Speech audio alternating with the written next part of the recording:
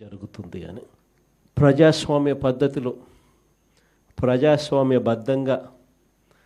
ఎన్నిక కాబడ్డ ఎంపీటీసీలను, జెడ్పీటీసీలను, కౌన్సిలర్లను ఇలా అనేక పదవుల్లో ఎన్నిక కాబడ్డ ఈ ప్రజాప్రతినిధులను ఈరోజు చంద్రబాబు నాయుడు గారు అనే వ్యక్తి తనకు బలం లేకపోయినా, తన పార్టీ గుర్తు మీద తాను గెలిపించుకునే పరిస్థితి తనకు లేకపోయినా,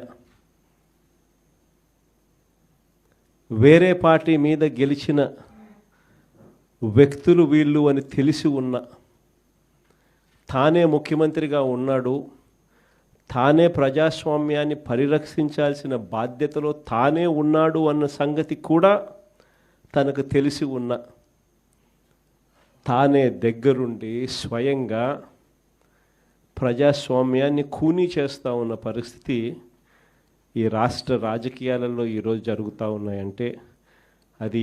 ఎంతటి దౌర్భాగ్యపు పాలన అని చెప్పడానికి వేరే ఉదాహరణ అవసరంలా. నాకు బాగా గుర్తుంది, అప్పట్లో ఎన్నికలు జరిగినప్పుడు